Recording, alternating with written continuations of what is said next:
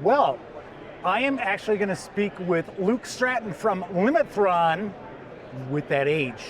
Yes, yes. Here at Gamehole Con 2024. Yes. I gotta say, we have not met before. No, it was a pleasure to meet you. I Yes. enjoy your channel. Well, thank you you for all the reviews. Hopefully they continue to be positive.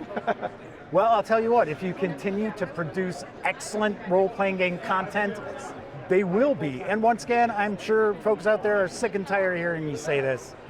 Pirate Borg is my favorite of the Borg series of role-playing games out there. So kudos. Thank you very much for that. Not sure I deserve that, but I'll take it. Yeah.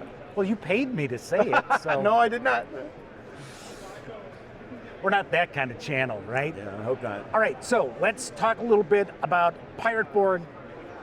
What if there's somebody who lives under a rock, they don't know anything about Pirate Borg? Sure. What is it? Well, if you remove the connection to Morkborg, Pirate Borg is a rules-light, grim, dark fantasy pirate role-playing game. There is magic, but it's dangerous. Very kind of more of a like Lovecraftian, Eldritch vibe. Yeah.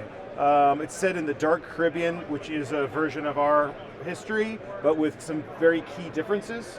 And yeah, it's rules light, quick to table. We are closing our Kickstarter for the first expansion, which also includes, it's called Down Among the Dead, but it also includes a new starter kit that ends tomorrow in a couple more than 24 hours almost. So you're putting pressure on me to get this out there. No. Tonight. You can back or kid it, or Oh, okay. But yeah. So there'll be late pledges. Late pledges. Yes. Nice. Yes. Very nice. Yeah. So let's talk a little bit about the Kickstarter then. Sure. Because we have Down Among the Dead. Yes.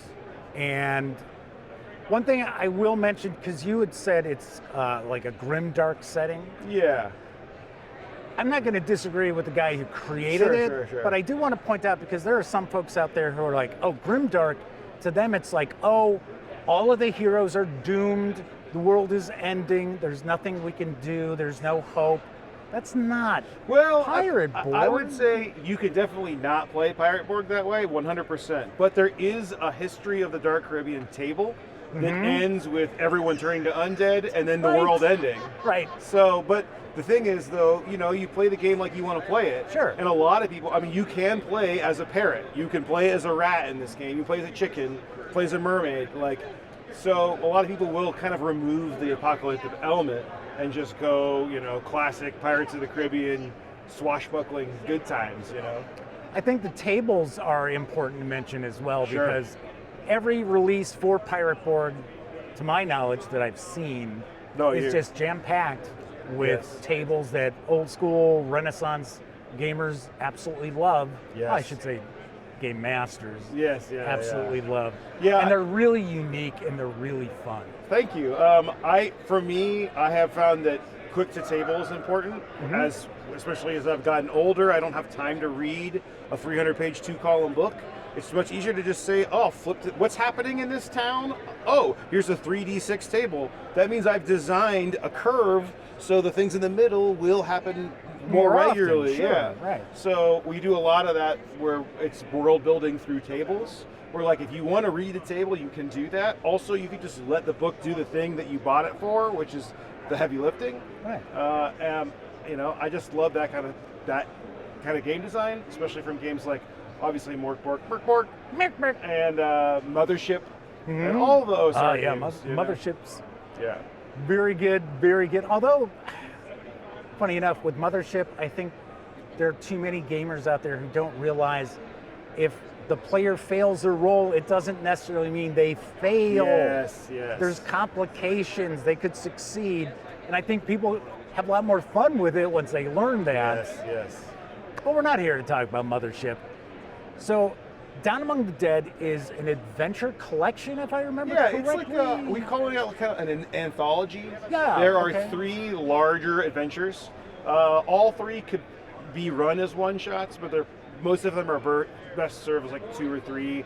We hit the stretch goal for the Into the Maelstrom, which is like a vampire adventure, to expand it. So that will be... Are you coining that phrase? What? Vampire? Oh, no. Actually, we actually can't use it because there's a book like a Really? young adult fiction book called Vampires. Damn you, YA! I know, yeah. Well, Vampire Pirates There we trademark. But we actually, that'll be expanded to be like, right now it's Ravenloft on a boat, and we're going to grow it a little closer to Curse of Strahd, where you can not just be on the boat, you can go to a town, go to a jungle, haunted jungle, that Sure. kind of thing. Okay. So there's those 3 adventures, but then there's also, I think, 3 or 4 new player class options, and then a bunch of random tables like a Coral Reef generator and a Jolly Roger flag generator and that kind of stuff. You know I love tables. So. Of course. Yeah, yeah. And then also part of that Kickstarter is, or late pledge, Yeah. is the starter set. Starter set. That's going to be, it's called a starter set because that's the right term for it, like in retail, I guess. But honestly, for our community, it's really more of like a deluxe adventure with a player booklet. Okay. Because you don't need a GM book for Pirate Borg. The rules fit on 1 page.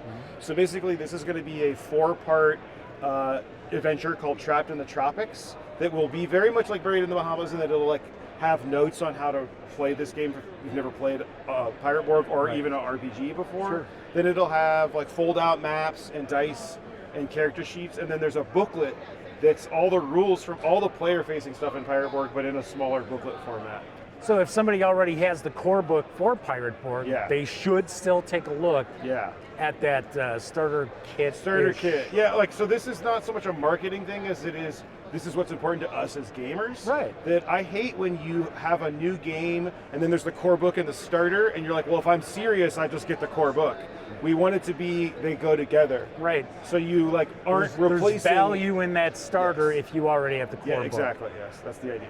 Sweet. So, yeah. And then there's, I believe there's another anthology of community content. Yes, we have a book called Cabin Fever. We did a itch.io jam earlier this year that went so much better than we could have expected with the entries. So we took the winners from that jam and are printing them in an offset cover book.